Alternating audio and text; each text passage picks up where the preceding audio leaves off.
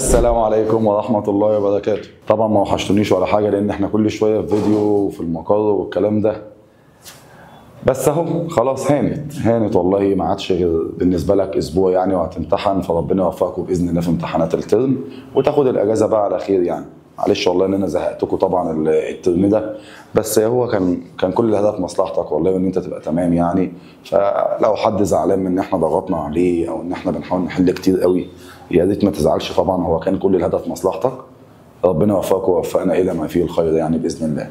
هنحل النهارده باذن الله نموذج شامل على المنهج اللي هو النموذج السابع، عشان بس الناس اللي مش عارفه ايه محتوى الفيديو. وهنحل شويه اسئله كده متبقيه بالنسبه لنا في الدرس الاخير خالص في المنهج، ويبقى خلصنا الفيديو بتاع النهارده، مش هيبقى طويل باذن الله. تعال نشوف كده النموذج سوا.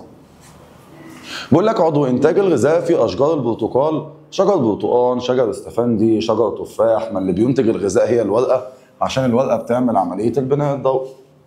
عند تعرض النبات لفتره اضاءه طويله، اي مما لا يزداد دخوله للورقه. ما هي اضاءه يعني بتعمل بناء ضوئي، فبتحصل على غاز ثاني اكسيد الكربون، يبقى CO2. كل مما يلي ينتج عنه ATP ما عدا حد. انشطار الجلوكوز كان بيخرج 2 ATP. دورة حمض الستريك اللي هي دورة كريبس يعني كانت بتخرج 1 ATP. تفاعلات الضرائب في الجرانة كانت بتطلع ATP ونات BH2 طبعا، اسمهم مركبات الطاقة التثبيتية، فكان في ATP. تفاعلات اللا ضوئية ما كانتش بتطلع ATP، كانت بتستخدم ال ATP عشان تنتج المواد الكربوهيدراتية. أستاذ ما المواد الكربوهيدراتية دي ممكن آخد منها طاقة بعد كده؟ أيوه يا عم عندك حق، بس هي ما اسمهاش ATP لسه، اسمها مواد كربوهيدراتية. سؤال 4: أي الفيتامينات التي يسلك الطريق الغير دموي، يعني الطريق الليمفاوي. يعني أنت كده يا عم بتتكلم على فيتامينات كده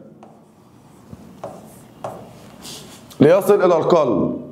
كي وإي وإيه ينفعوا. كمل بس قراءة السؤال وخليك على مهلك كده. ولا دور كمان في تكوين الجلطة الدموية. ده اتكرر معانا كتير. أكيد فيتامين كي عشان كان بيساعد الكبد على تكوين البروثرومبين، وبعدين البروثرومبين يتحول إلى ثرومبين النشط، ولما يتحول لثرومبين يحول إلى فيبرين وجيل الفيبرين، يعني له دور في الجلطة الدموية. سؤال 5 بيقول لك كم عدد جزيئات الفسفوجليسرالدهيد اللازمة لتكوين 6 جزيئات جلوكوز. لو مش هتقدر تحسبها بدماغك هاتها بالمقص يا عم. احنا بنحتاج 2 من البيجال عشان ننتج 1 من الجلوكوز. عايز ايه بقى؟ بيقول لك قد ايه فسفوجليسرالدهيد س عشان نكون 6 جلوكوز. هنا 6، يبقى السين بتساوي اللي قصادها في المقام اللي هو 1، الاثنين اللي قصاد بعض في البسط اللي هي 2 في 6، يبقى الاثنين في 6 ب 12. يبقى الإجابة 12. ممكن الناس تكون جابتها بدماغها عادي يعني. شكل المقابل يوضح أحد الظواهر الفيزيائية لامتصاص الأملاح، والسهم يوضح انتقال الجزيئات خلال التركيب بخاصية إيه؟ تركيز منخفض هيدي التركيز مرتفع، الاثنين هيدوا ل4، يبقى دي أكيد خاصية النقل النشط. سؤال 7: الخاصية اللي بتتم بقى عملية تبادل الغازات ما بين الهواء الموجود في الحيصلة والدم في الرئتين. طبعا دي كانت خاصية الانتشار، إن الكتير بيدي للقليل. أي العناصر التالية يدخل في تركيب المركبات الناقلة للطاقة في الخلية النباتية في الحيوانية أيا كان؟ يبقى الفوسفور طبعا عشان نكون ال ATP اللي هو أدينوزين ثلاثي الفوسفات. سؤال 9: إذ لم تتحرر الطاقة اللي متخزنة من مرافقات الإنزيم يعني اللي في الند والفات أثناء سلسلة نقل الإلكترون، فإن عدد جزيئات ال ATP الناتجة عن أكسدة جزيء واحد من الجلوكوز هوائيا تكون نقط. إذ لم تتحرر الطاقة من مرافقات الإنزيم، يعني كده مفيش طاقة غير مباشرة، يعني سيادتك هتحسب الطاقة المباشرة بس. كانوا 2 في انشطار الجلوكوز، واحدة في دورة كريبس، وبما إنه جزيء جلوكوز هتلف مرتين يبقى الإجمالي 4. الفكرة دي اتكررت كتير على فكرة. كم عدد الأوعية الدموية التي تخرج من القلب مباشرة، يعني ما تحسبليش التفرعات، وتحمل دم غير مؤكسج؟ تخرج يا إما شريان رئوي يا إما شريان أورطة، بس عايز اللي بيحمل دم غير مؤكسج، يبقى شكرا للأورطة، يبقى الشريان الرئوي فقط، 1 بس. القوى التي تعمل على جذب عمود الماء لأعلى. جذب الأعلى دي كان اسمها قوة الشد، لو فاكر قوة الشد الناتجة عن النتح. عند أكسدة 3 جزيئات جلوكوز بصورة كاملة لابد أن تدور دورة كريبس كم مرة؟ ما هو لو جزيء واحد كانت بتلف مرتين، بما إنهم 3 جزيئات يبقى 3 في 2 ب6 أهي. 13 الجهاز اللي بيساعد بشكل اساسي في حدوث التنفس الخلوي هو الجهاز الدوري اكيد. اشمعنى؟ عشان الدم هو اللي كان بينقل الاكسجين وثاني اكسيد الكربون. 14 عدد مركبات الناد اتش الناتجه عن اكسده الجلوكوز في التنفس اللاهوائي. صفر يا عم. ليه؟ لان التنفس اللاهوائي لما كان بيلاقي البيروفيك نوتي يقول له انت مش عايز تسمع الكلام؟ تعالى يا ناد اتش هات الهيدروجين اللي معاك هديه للبيروفيك فيبقى اسمه حمض لاكتيك او كحول ايثيلي ايا كان على حسب نوع التخمر. يبقى انت كده الاثنين ناد اتش حتى اللي تكونهم خدتهم واستخدمتهم، يبقى صفر ما عادش ناد اتش. 15 عند استخدام ثاني اكسيد الكربون بنظير الاكسجين O18 في عمليه البناء الضوئي فاي مما يلي يحتوي على الاكسجين O18 في النواتج. ما تجاوبش كده في السؤال ده، لازم تفتكر المعادله وتطبق الارقام اللي هو مديها لك على المعادله. تعال نفتكر سوا كده معادله البناء الضوئي كانت بتقول 6 CO2 زائد 12 H2O كانت طبعا في وجود الكلوروفيل والطاقه الضوئيه كانت بتنتج لي C6 H12 O6 زائد 6 من ال H2O زائد 6 من ال O2 يتصاعد. تعال نطبق الارقام اللي هو مديها لي. بيقول لك استخدام ثاني اكسيد الكربون بالاكسجين O18 يبقى ثاني اكسيد الكربون الاكسجين بتاعه ب 18 يبقى اكيد الميه الاكسجين بتاعها العادي اللي هو 16. لو تفتكر كنا بنقول ان مصدر الاكسجين المتصاعد هو الماء وليس ثاني اكسيد الكربون، يبقى الاكسجين ده جاي من عند الميه دي اللي هي 16 يبقى 16 زيها. اما الاكسجين اللي متبقي 18 جاي من هنا اهو واهو. وده السؤال بيقول لك اللي عنده اكسجين O18 هيبقى مين؟ قدام سيادتك الجلوكوز والميه يبقى الجلوكوز والميه يبقى الاختيار ده. 16 اثناء تحضير قطع عرضي في سقنبات حديث ذو فلقتين تم اضافه محلول اليود على عينه. طبعا اليود اللي كان لونه برتقالي بيتحول لازرق في حاله تواجد النشويات. لزياده وضوحها كل الانسجه الاتيه تصطبغ خلاياها باللون الازرق الداكن غامق طبعا عشان نسبه نشا كتير ما عدا حد. الكامبيوم ما عندوش نشا فهو اللي مش هيصطبغ. اما القشره الغلاف النشوي الاشعه النخاعيه والنخاع بيشيلوا ايه؟ النشا يبقى كله هيصطبغ ما عدا الف.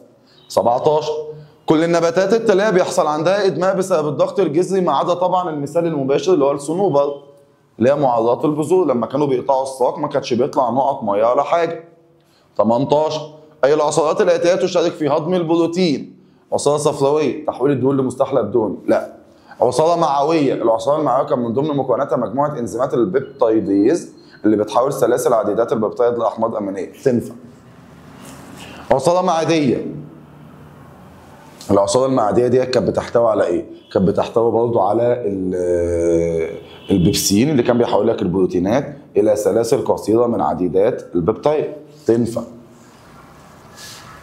طب ب وج معا ده انا كنت بقول يا عم مفيش اختيار تاني، لا ما هو انت اهدى على ميلك وشوف بقيه الاختيارات.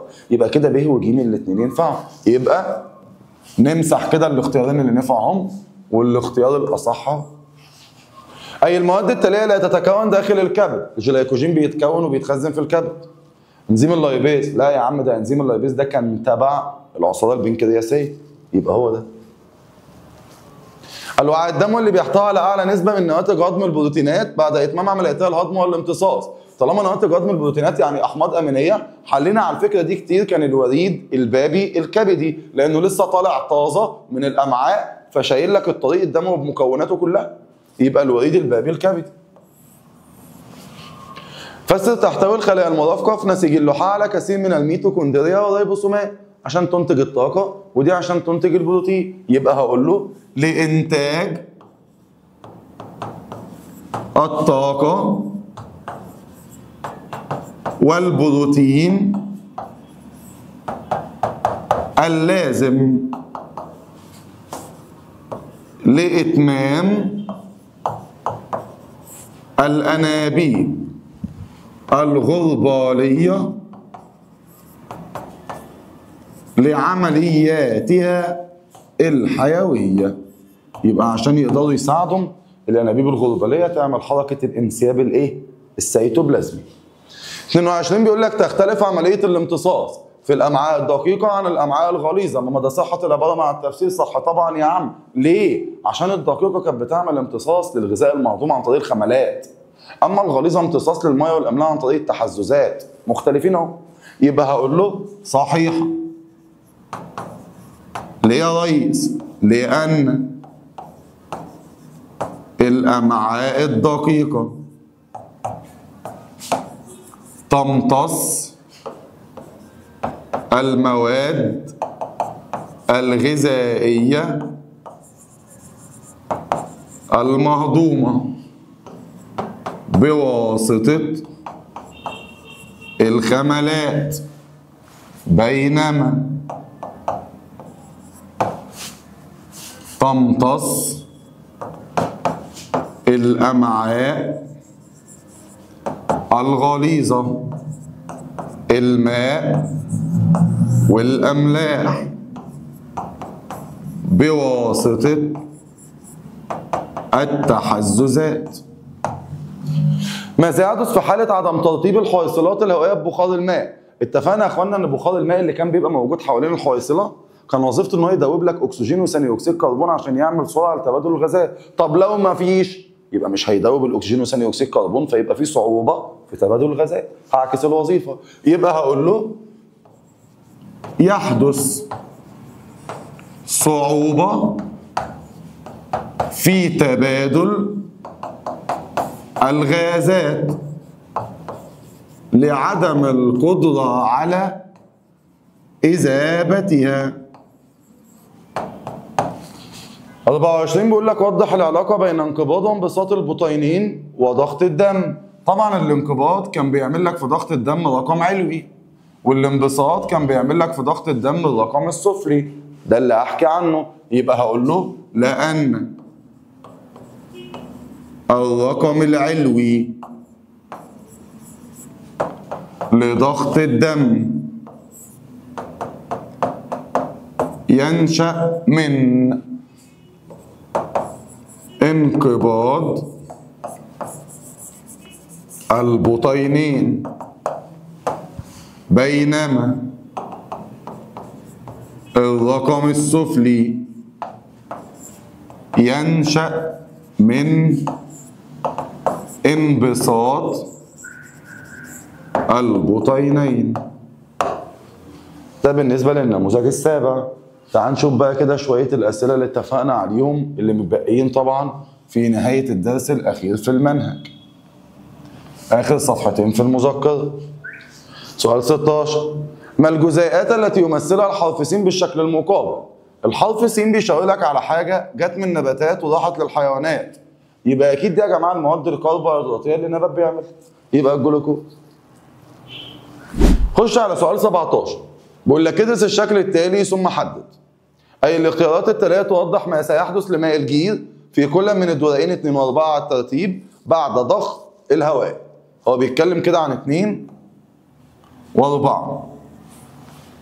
تعال نشوف كده واحدة واحدة. هنا بيقول لك مكان ضخ الهواء، وطبعا الهواء يبقى فيه ثاني أكسيد كربون وأكسجين ونيتروجين ونسب أخرى من بعض الغازات ماليش دعوة بيها. أول ما الغازات دي تخش هنا محلول هيدروكسيد الصوديوم، هيدروكسيد البوتاسيوم، هيدروكسيد الكالسيوم اللي هو ماء الجير، ده بيمتص ثاني أكسيد كربون وبيعمل معاه تفاعل كيميائي. فهنا هيتم امتصاص ثاني أكسيد كربون، فاللي هيعدي هنا أهو هيطلع من هنا هيبقى الأكسجين والنيتروجين. فلما يدخلوا على ماء الجير مش هيعملوا حاجة عشان ما عادش معاهم ثاني أكسيد كربون، يبقى ده لن يتعقب، يعني د أو ج. طيب وبعدين يدخلوا هنا للنبات الأخضر وفي غلاف أسود، يعني مفيش ضوء هيعدي، بس النبات ده هيستهلك الأكسجين ده أهو ويقوم مخرج ثاني أكسيد كربون في التنفس العادي، فثاني أكسيد كربون ده يطلع هنا فينزل يعقر لك ماء الجير، يبقى 4 تتعقر، يبقى كده الاختيار بالنسبة لك ج. 18: تستطيع الخلايا النباتية بناء المركبات العضوية عالية الطاقة بتبني الأول ثم تستخدمها بعد ذلك لاستخلاص الطاقة. يعني بيتكلم هنا عن دور البلاستيد الأول وبعدين دور الميتوكوندريا. ما هذا يدل على ما سيحدث؟ هو اتكلم عن دور البلاستيد الأول. البلاستيد الخضراء ينعكس في الميتوكوندريا؟ طبعا بينعكس. البلاستيده كان بيحصل بناء للمواد الكربوهيدراتيه، اما الميتوكوندريا كان بيحصل استهلاك للمواد الكربوهيدراتيه. 19 أي مما لا يعمل على زيادة معدل التنفس تلقائيا، حاجة مش هتعمل زيادة تنفس. ارتفاع قيمة البي اتش بالدم يا جماعة مش هتعمل زيادة تنفس، لأن ارتفاع قيمة البي اتش ده وسط قلوي، وطالما وسط قلوي معناها إن تركيز ثاني أكسيد الكربون قليل، لأن ثاني أكسيد الكربون لو كان تركيزه كتير هيدوب في المية فيكون حمض أنت واخده في الكيمياء اسمه حمض الكربونيك، فحمض الكربونيك ده بيزود الحموضة. حمض يعني زياده الحموضه تعمل على زياده التنفس فعلا عشان تحاول تزيل ثاني اكسيد الكربون. زياده نسبه ثاني اكسيد الكربون بالدم ما هي نفس الفكره بتاعه الحموضه. نقص نسبه الهيموجلوبين في كرات الدم الحمراء، ايوه برضه تزود لك معدل التنفس عادي تلقائيا زي الناس اللي بتنهج اللي عندهم انيميا وكده. يبقى الاختيار الصح طبعا الف. ماذا يحدث في حالة خلو الأنف من الشعيرات والمخاط؟ لو مفيش شعيرات والمخاط يبقى أقول له لن يتم تنقية الهواء الداخل إلى الجهاز التنفسي من الأتربة. إذا علمت أن الشعب الهوائية تحتوي على أهداب، استنتج وظيفة هذه الأهداب دي وظيفة مباشرة تعمل على التحرك لأعلى لطرد أي جسم غريب يحاول الدخول للجهاز التنفسي. ماذا يحدث في حالة خلو القصبة لو هي من الحلقات الغضروفية الموجودة في الجدار؟ الحلقات الغضروفية كانت بتخليها تظل مفتوحة باستمرار، طب لو مش موجودة تنغلق القصبة الهوائية فيختنق الشخص ويموت.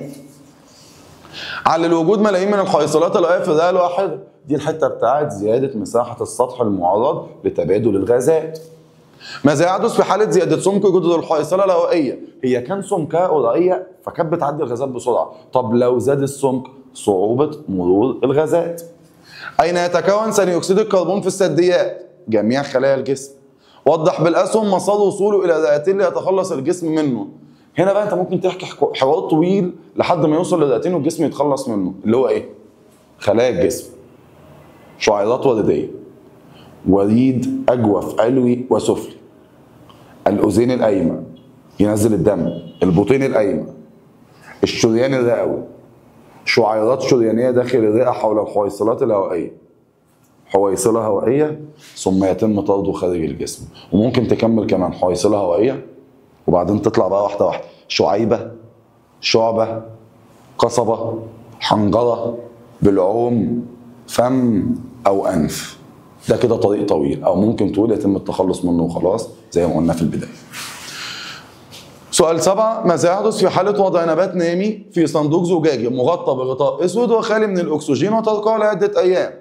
ما هو بص، الصندوق ده مغطى بغطاء اسود يعني مفيش بناء ضوئي، وكمان مفيش اكسجين يعني مفيش تنفس، يبقى هيموت، ولا قادر يعمل بناء ضوئي ولا قادر يعمل تنفس، يبقى يموت النبات لعدم قدرته على القيام بعملية البناء الضوئي او التنفس. من الاشكال التالية فسر موت الفأر وانطفاء الشمعة في الشكل 2، وعدم موت الفار واستمرار اشتعال الشمعة في الشكل 4.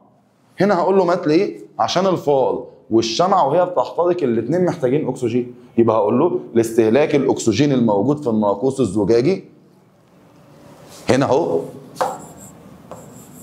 بسبب تنفس الفار واشتعال الشمعة وتراكم ثاني اكسيد الكربون فادى الى موت الفار وانطفاء الشمعة. اما هنا فعلا بيعملوا نفس الكلام، بس الميزه هنا ان في نبات بيستخدم ثاني اكسيد كربون ويعمل بناء ضوئي ويخرج لك اكسجين. خد يا فار استخدم، خد يا شمعه استخدمي عشان كمان اعمل لك ضوء. يبقى هقول له هنا ايه في رقم 4 يا استاذ؟ هقول له بسبب قيام النبات بالحصول على ثاني اكسيد الكربون الناتج من احتراق الشمعه وتنفس الفار والقيام بعمليه البناء الضوئي وانتاج غاز الاكسجين. تتبع بالاسهم خطوات وصول جزيء الاكسجين الى كل من خلايا بشره الجلد. برضه هتجيب الطريق واحده واحده من بره خالص لحد ما توصل لبشره الجلد. عد معانا بقى. يبقى اول حاجه الانف او الفم، بلعوم، حنجره، قصبه هوائيه، شعبه، شعيبه، حويصله هوائيه، شعيرات ورديه، وريد رئوي، اذين ايسر، بطين ايسر، شريان اورطه، وتفرعات شريانيه تصل الى الجلد.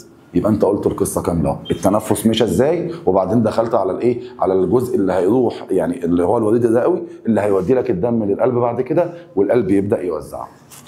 طب خلايا بشره ساق النبات، لا دي سهله، لما الصغور تفتح والهواء يخش بس. يبقى الصغور تفتح، دخول الاكسجين من الهواء الجوي وخاصيه الانتشار، ينتشر في المسافات البينيه بعدين يروح للنسيج العمادي. يبقى هقول له تتبع بالاسهم كده اهو: الهواء الجوي، الصخور، المسافات البينيه، النسيج العمادي. ولا هو عايز ايه؟ عايز بشره الساق، يبقى هقول له المسافات البينيه، ثم ممكن بقى تقول اي حاجه مثلا، وليكن ايه؟ اللحاء او ممرات اللحاء، او اقول له ممرات الايه؟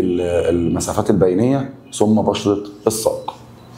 ماذا يحدث في حالة عدم وضع قطعة قماش سوداء على الناقوس في تجربة إثبات تنفس الأجزاء النباتية الخضراء؟ ما أنت لو ما حطيتش قماش أسود هتلاقي النبات ياخد ثاني أكسيد كربون تاني يستخدمه، فمش هتعرف تختبر النبات بيعمل تنفس ولا لا. فهقول له إيه؟ قيام النبات بعملية البناء الضوئي واستهلاك غاز الأكسجين الناتج من عملية تنفس النبات. سؤال 11: وعدم تعقل ماء الجير طبعا. سؤال 11: تحتاج الأسماك في المزارع السمكية إلى ضمان قدر كافي من الأكسجين الذائب عشان تغطي احتياجاتها من التنفس. اختار عدة طرق طبيعية لتقليل الحاجة إلى ضخ الأكسجين بالمزارع السمكية بالطرق الصناعية. عايز طرق طبيعية يعني، ممكن أقول له إيه؟ إزالة منافسين الأسماك على غاز الأكسجين مثل القواقع. رقم 2 ممكن أقول له زراعة بعض الطحالب المائية لاستخدام ثاني أكسيد الكربون وإنتاج الأكسجين في عملية البناء الضوئي. ده بالنسبه يا جماعه لاخر حاجه متبقيه عندنا في المذكره الكبيره. اتمنى ما اكونش طولت عليك في الفيديو، ويا رب اكون فدتك باي حاجه. نشوفكم بقى على خير في فيديو جديد باذن الله. السلام عليكم.